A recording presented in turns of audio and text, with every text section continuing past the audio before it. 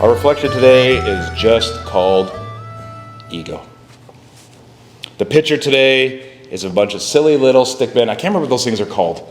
They're a thing with the little faces on it, and one stands on a stack of, I'm going to say, 30 pennies, and therefore lords over the rest, feeling very happy with his or herself, while the others look up in scorn, giving the sense that those pennies were stacked by his own effort and for his own aggrandizement.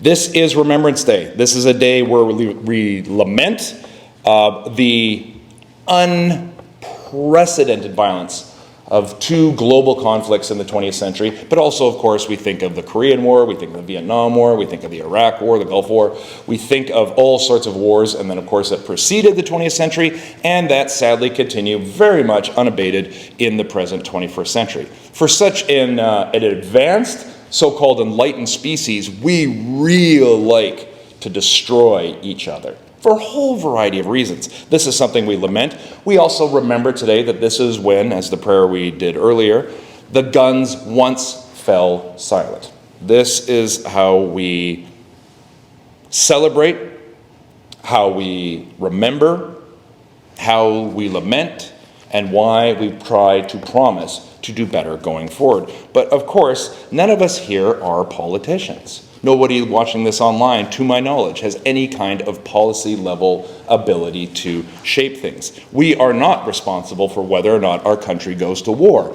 We are not responsible for whether or not our country decides to stop war. We are not responsible for how many taxes we pay into the war machine. We are not responsible for or have any control over even some of the local level politicians and their decisions. We are, when it comes to this respect and the grand scale of this, completely and absolutely, and I don't mean this disrespectfully, fodder, cannon fodder. As individuals and as a little church, even online, none of us really matter in that way. And yet, this is nothing new because Jesus talks about this so frequently. He says, you are going to hear of wars and rumors of wars, and nations will take up fights against nations, and that's just what humans do. You will also hear and experience all sorts of natural calamities and disasters. So many things are in this life that you have no control over. We cannot control the hearts of people who adopt animals, and therefore, thank the Lord, Mary is there. We cannot control and master the motivations behind so many people that we get to see and know, and therefore we are set to struggle in a life, much of which is well beyond our control. And yet this morning we talk about ego.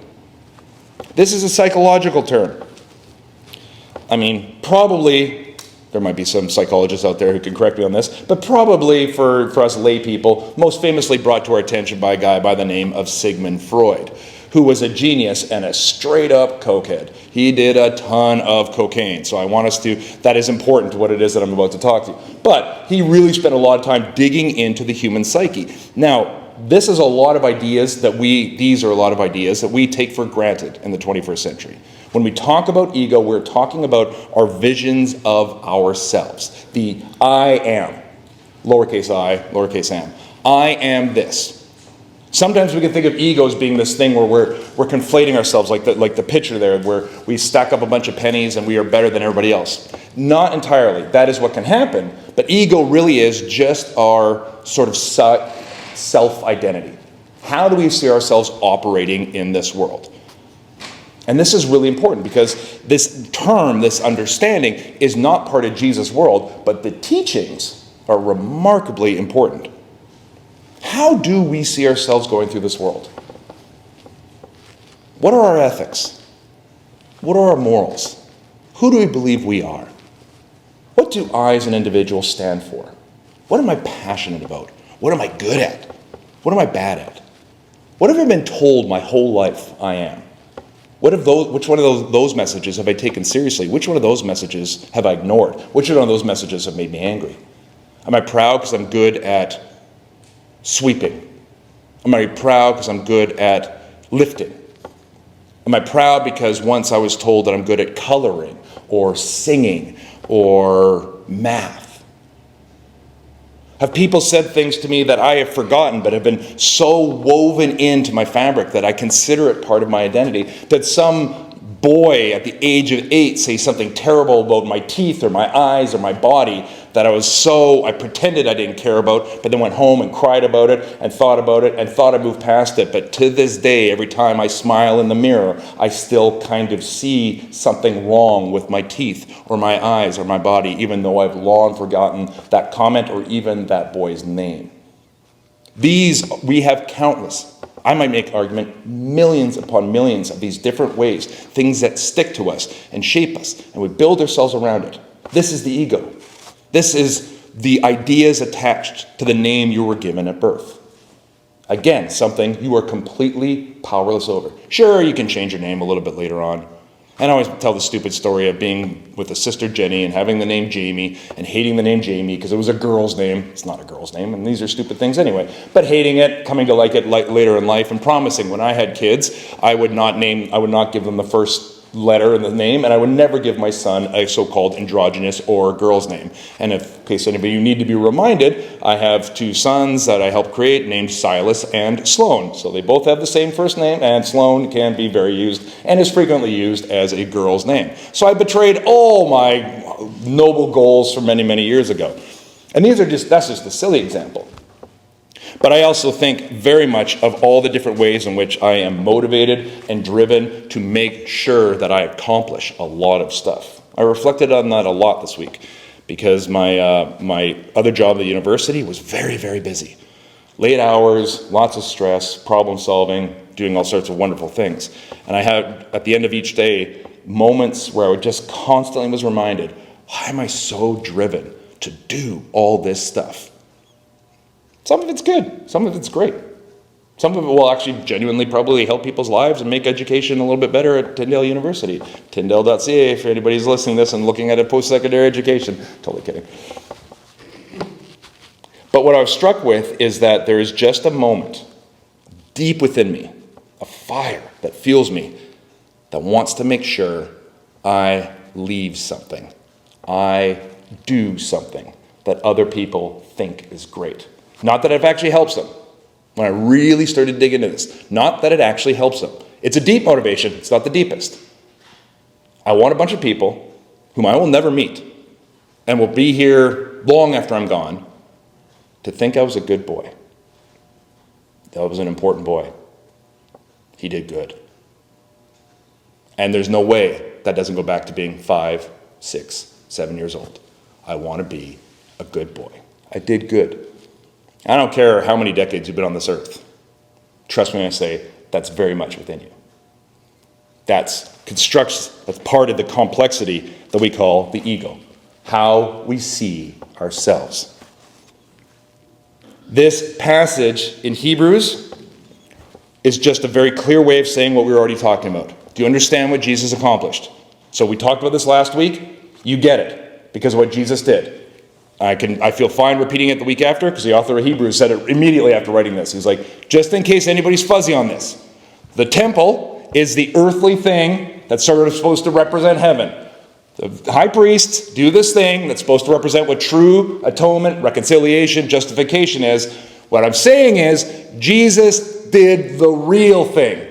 The thing, everything we've been doing is a sort of the image of, the symbol of. He did the real thing. So if the symbol was really powerful and sustained us for 2,000 years, cool. Imagine how much more powerful the real thing is. And he says, now Jesus isn't dying over and over again, or every year like we were used to. He did it once. He did it for all because of who Jesus is. God. It's a one for all kind of thing. It's handled. Yay. Let's move on. How do we live with that knowledge? And now we go back and we look not just at Jesus' death, resurrection, and what the author of Hebrews rightly says it was accomplished, but now we look at his life, his teachings, what he's showing us about who he is, who his Father is, and what the path of life looks like. And first and foremost, it's not showy. Can I get an amen? It's not showy. Amen. Yeah. Oh. Do it quietly. Do it with sincerity. Or don't do it. Some days you're too tired. Someday that guy really upset you and you don't want to be nice to him. Okay.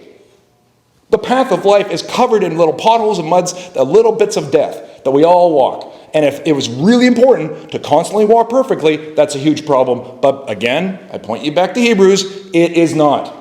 You've got it. Okay, so how do we fumble on the path of life? Which can include, in your own self-identity, days where you're not a great version of yourself. Days where you've just decided, you know what? I'm going to be the bad guy in that person's story, and you revel in it. I need you to take a second. I really need you to take a second. This is going back to Ruth and everything. We need to be honest. Real humans here. There is something that feels real good deep down inside about sticking it to somebody. If that wasn't the case, we wouldn't have to worry about this. But people upset us for petty reasons, for real reasons. And it feels good to get them back. It feels good to kick. If you can get away with it and if it works. So Jesus is looking at these people with their flowing robes and their places of honor. How much they enjoy having the cool seats, the cool thrones up here, and when they go to dinner parties, oh, please come sit by me because the person throwing the dinner party gets to bask in the glow of having this person. And Jesus looks at them and shakes his head. Like, these are the people that are closing down houses.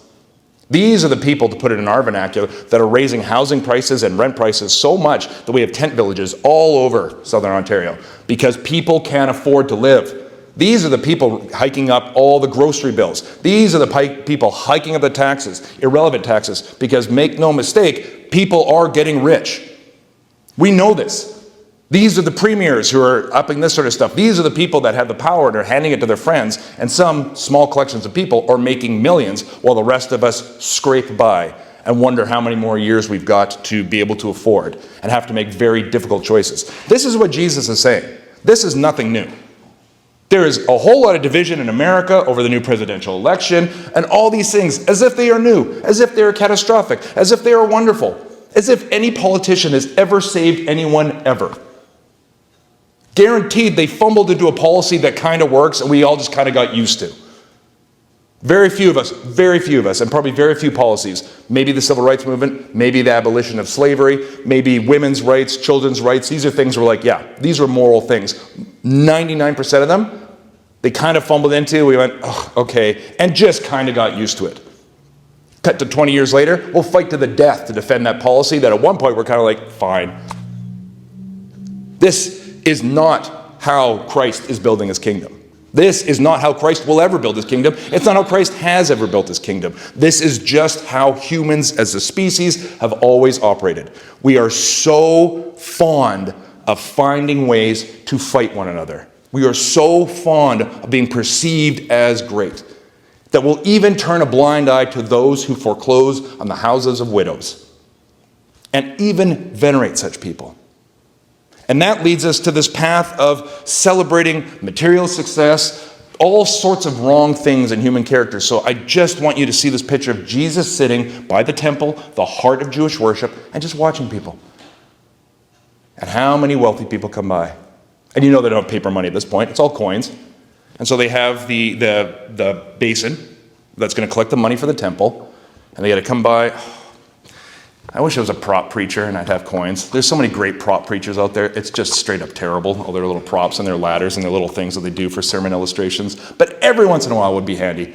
And they just take their coins and they walk by and they throw them into the bin. And we've all heard coins hitting metal. Clinkety, clinkety, clinkety, clinkety, clinkety, clinkety. Oh, goofy sound, except for the person stands there. Everybody sort of turns. Oh. Look at Jamie. He clearly just threw in a whole ton of money. That's a good follower. And everybody's like, okay. Maybe it'll inspire the person behind him and pick up a few more. I don't want to have like after the clinkety, clinkety, clinkety, I don't want to be the ping. So, a bit more. And again, that all kind of works. Maybe competition can kind of work. Like, all right, now the temple gets a little bit more money, a few more things can happen, yada, yada, yada. And then in all this sort of stuff, while Jesus is watching this whole performance, this whole performative act, a plink comes along. In the person of a widow. And it's no coincidence that the Gospel of Mark literally just talked in the story before about people foreclosing on widows' houses and 2 little copper coins, worth, as it says, a few cents. Clinkety, clinkety, clinkety, clinkety, ooh, ah, pink, punk, dunk, dunk, dunk. And this little old woman toddles off. This little old woman we know about, and we will speak about for 2,000 years. Name one person that was so fancy before. Jesus doesn't even reference, other than to show them as a compare or contrast. He says, I tell you this, she gave more. Brothers, sisters, faith family, God doesn't need our money. God, for that time, did not need the sacrifice. Mountsburg Baptist Church, Westover Baptist Church came into being because of the thought of God and will last not 1 second longer than he wants it to. No matter how much money we raise, this is all good. I'm not coming down again it. I'm saying that our origin, our being, is in God. And that's why you're here. That was very limiting. I pointed to Teresa Gumby because you do amazing work with it. It's not why you're here. That's ridiculous. That very much compartmentalizes you into one person and makes your role here purely based on what you can do for us, and that's not what it is. But for 100 and... I know, I'm kidding. Just for this. For 180 years, different people have come that have grown, sustained, and been part of this faith family. And so on this Remembrance Day, the author of the Hebrews and the author of the Gospel of Mark remind us that the true power, the true kingdom, has been built by Christ through self-sacrifice. Just building on what we talked about last week. You get it. You get the salvation. And so we look at what Jesus says. The shows of power, the shows of wealth, the shows of influence, the desire to be celebrated by others is not how the kingdom is built. It's not even something that God celebrates. Because as you look in the mirror, as you try to understand who you are, remember that the profound and some of the deepest teachings that Jesus says is let go of yourself. Let go of especially those things that separate you from other brothers and sisters. Let it go. You will cling to it. I'm not saying it's easy, but it's simple. Let those things go. Because what we're going to find in eternity from other writings is that so many things that we think are us are not. So many things that compose Jamie Robertson on the inside were built by people saying mean things, small things. Things that had nothing to do with who I was created to be, that for whatever pressure happened at that moment, I took to be myself and is now part of me. It's akin to saying, Teresa Gumby's here to make sure the books are balanced. No, she's not. Teresa Gumby is a daughter of God. Period. Full stop. End of identity. Because that identity is everything and becomes everything. The fullest version of you. We walk into eternity being stripped of those things we thought were us but never were. And we don't want to give them up, but man, do we find freedom and life on the other side. And the most powerful pinnacle, the biggest and most evil demonstration of how far an ego can take us is war. You will die. Rather than me giving up this ideology. And my friends, I've studied war more than most people on earth. It's always an ideology.